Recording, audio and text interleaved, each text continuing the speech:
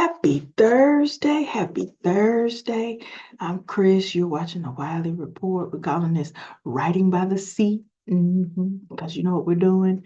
We are working on our research, and I haven't even done a podcast episode in some time. I think when we last chatted, I had passed my qualifying exam. And I went out of town, went to Georgia to see my mom and my brother and family members. And then I came back to work, and I've pretty much been here ever since doing my work. By day, I'm a librarian. I'm also a doctoral student, and I'm working on my dissertation proposal. So we think about like the experiences that I have had. I said like the who, what, where, when, why, how, background, the problem statement, some ideas that I had for the lit review and theoretical framing. And there's a fly here. I really wish I had a fly swatter because every time I try to write or do anything, it flies by my head and goes. That's what's happening where I'm at. Anyway, um, so writing. I was telling a friend that writing is sometimes like I don't know if you've ever had the experience of calling IT or going to see IT, whether you take your laptop to see them, whether it's at your job or just your experience of having a computer and needing it to be fixed. And when they do get to your computer, you got like 30 tabs open. That's what writing a dissertation proposal feels like. It feels like having 30 tabs open all at the same time and you pop it in and out, in and out. Uh, because for me, I got the revision comments back or, thoughts, and I started working on it, and then I revised, and then I got back down to the problem statement, and then I was like, I don't even know what the problem is anymore. So there was that. And then, that took some time to get it together. And then I reached out to some people who passed their prelim and also got a really great opportunity to meet on Zoom again, Dr. Andre Brock, because I've been thinking about using CTDA, critical technocultural discourse analysis, as a framework. And just trying to figure out how that works. I had attended the Association of Internet Research, and we talked about 10 years. There was a panel that Friday that talked about 10 years after CTDA, and they were showing different people that had used it for actual research work in different ways. And so it definitely felt a little bit more clearer because prior to hearing that panel, I had read about it in class because I think it's in New Media and Society. There's an article he wrote in 2018, I think, that talks about it, and some of his other work earlier than that talks about it as well. But trying to figure out how you would use it, and how it could work out for you in a research project is, something, altogether different. And then in this context, trying to write it as how you use it in your research proposal is, an experience. Was it a good conversation? It was. Because after it, I felt clearer on understanding it more, or understanding the difference between critical discourse analysis versus CTDA. Because with critical discourse analysis, you're talking about the relationship of power, institutions, groups. You could use, like, let's say, for example, podcasts, because that's an aspect of my work for my dissertation proposals, looking at Black podcasts. Um, and you could use critical discourse analysis to talk about, if you just did, analyzing the transcripts of the podcast, you could use critical discourse analysis to talk about the relationship and role of power within the individuals that are talking, the host, uh, institution, community, how people see power. But if you use CTDA, you're talking about it within the context. It meaning you're talking about CTDA, meaning that you believe the technology, the platform is doing something. you're still analyzing, not necessarily power, but you're analyzing, comments, or you're analyzing the content, but you're talking about it within a technological frame. And I don't know if I made that clear for anybody, but yes, that's what I've been working on. And it's been going better. It seems like I have more things to explain and write because the way I'm picturing a dissertation proposal is that it's like your favorite book. When I say it's your favorite book, I think about one of my favorite books is one of my favorite authors is S.A. Cosby, and he wrote Razor Blade Tears. He wrote Blacktop Wasteland, or All the Sinners Bleed. And when I think about those books, they're fiction books. They talk about a wider range of topics. But why I bring that up in terms of how I'm thinking about a dissertation proposal is when you read every single page of those books, you can see what the author is talking about. I can hear the characters. I can hear how they would talk. I can see where they are because he's written a lot of his books. They're either somewhere in the deep South or they're in and it's interesting to have that conversation about the deep South because being a native Georgian, deep South is Georgia, is Florida, is Alabama, is Arkansas, is Mississippi. That's what I've considered, and maybe Texas, Louisiana, Louisiana for sure, Texas, some parts anyway. But it's interesting because I've never really thought about Virginia as the South. I just never did, but I guess it is. And I guess too, if you think of historically, yes, yes. So,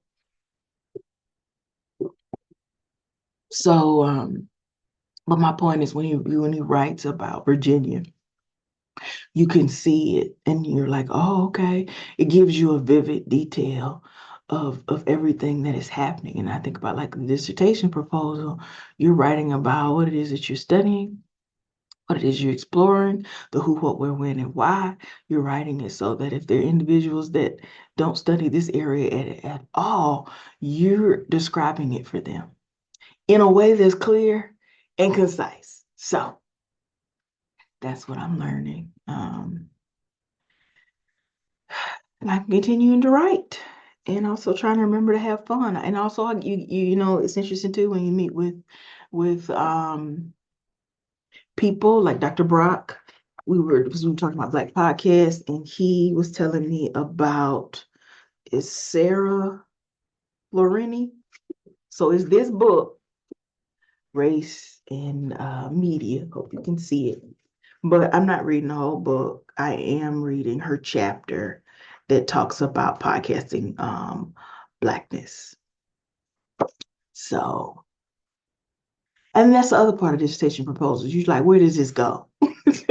Because all of this cannot be in the problem statement or in the theoretical framework. So it's like, where does this go? And then, it's the organization of the literature review. So it's been an interesting experience. And I'm continuing to learn. Then you're also learning, it's also like I like the concept of you're running at research because there's definitely things coming out. There's conversations all around you and you're reading, writing, incorporating all at the same time. Yes, I feel like I'm getting on my own nerves. So, yep, that's it. And looking through this book, I'm not saying that I'll add more of it into my dissertation proposal, but it definitely looks like something that I would read. Um, Specifically when you look at them talking about race in digital studies and media. Yeah, yeah.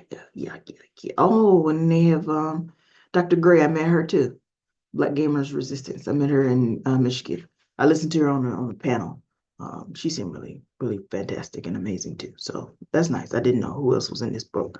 So that's my update. I hope that whatever you're doing, wherever you are, you're taking care of yourself, that you remember to enjoy your summer.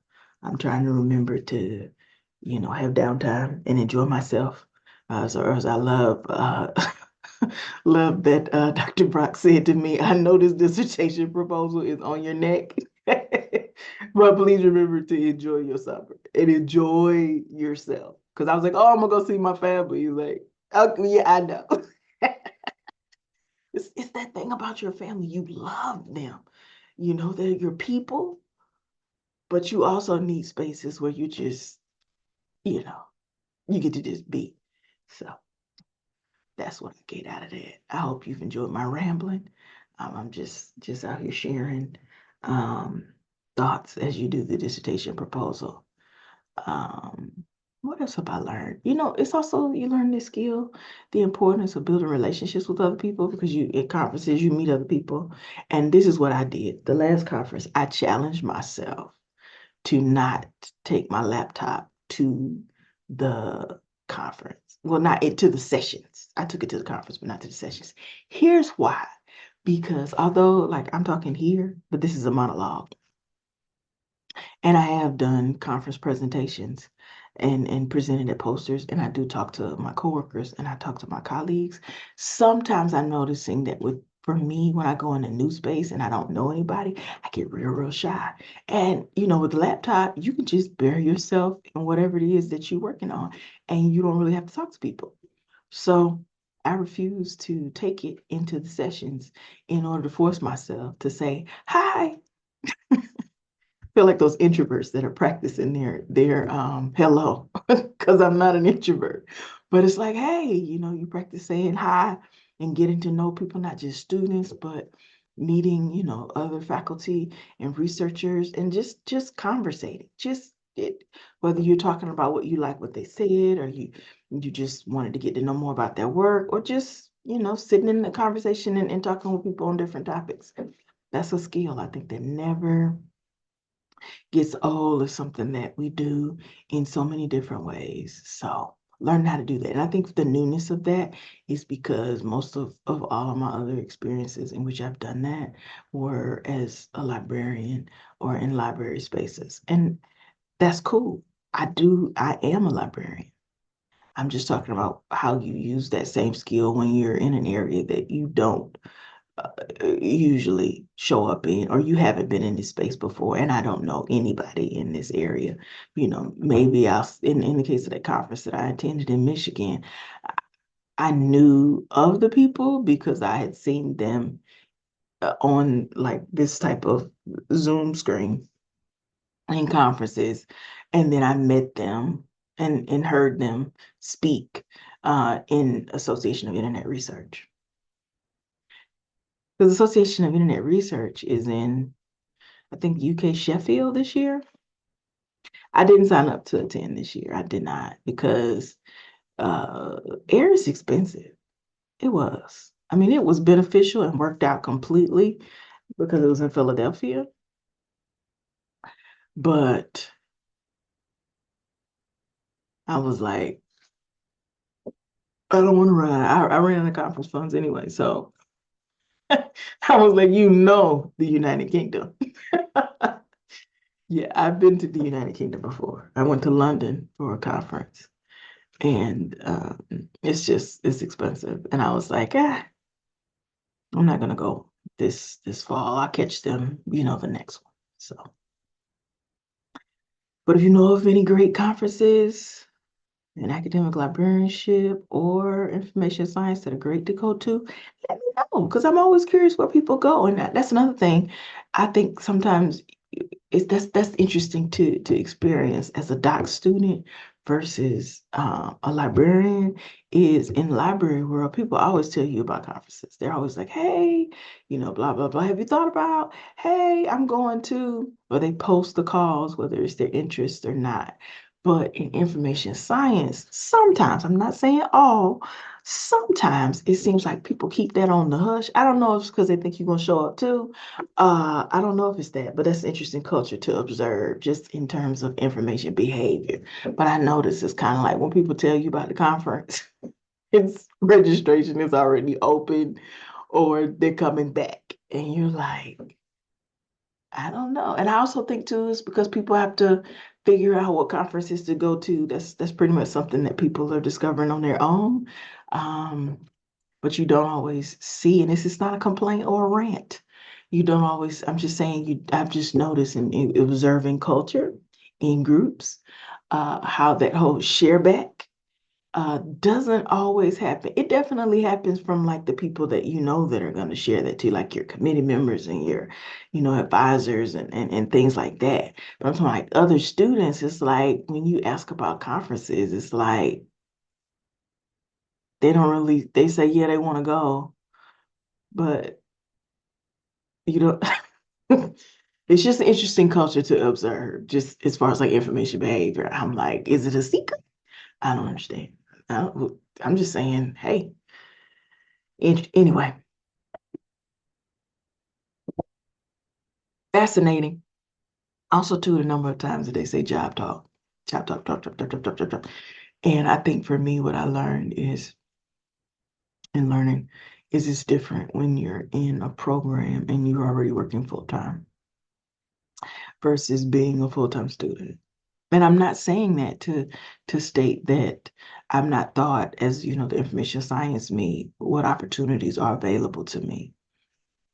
I'm just saying for me, even when I did my master's degree, I was never focused on the job. I wasn't.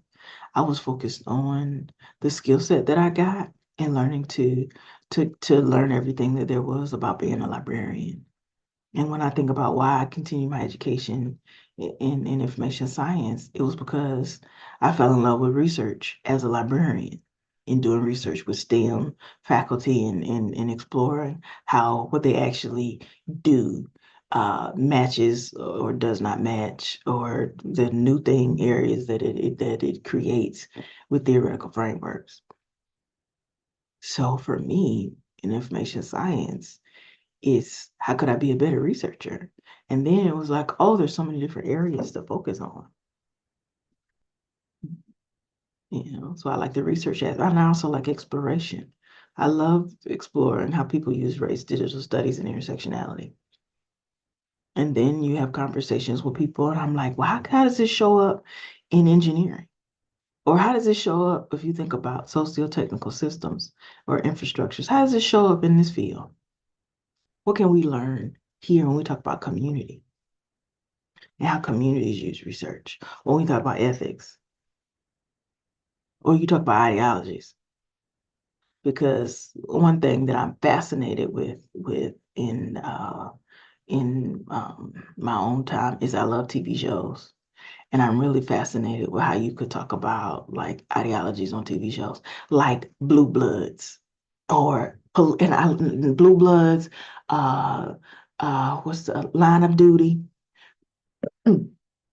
procedural shows.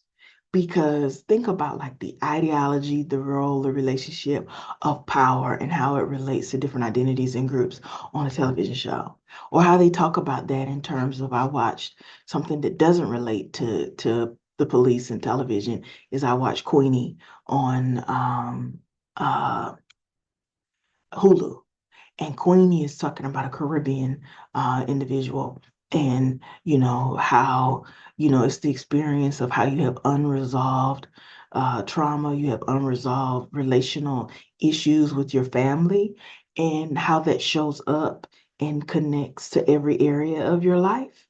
You know, one crisis, and the crisis is over here because I think the character experienced a breakup with her boyfriend, and it wasn't just a breakup of her boyfriend that was the issue. That was an issue in terms of grief because she cared about the person. She really thought they were going to be together. They were just going through a patch or whatever, but a rough patch or whatever. But it really wasn't about the breakup. It was about the issues that surrounded them in the relationship. And it wasn't just the relationship that she had with her boyfriend, it was the way those same unresolved problematic issues showed up in her relationships with her friends, in her relationships with her family, in her work life, in her purpose and how she want and the struggle she was having on her job. And I was just thinking, television shows. People watch TV. People streaming services. People are always, that's a popular conference topic is what are you watching?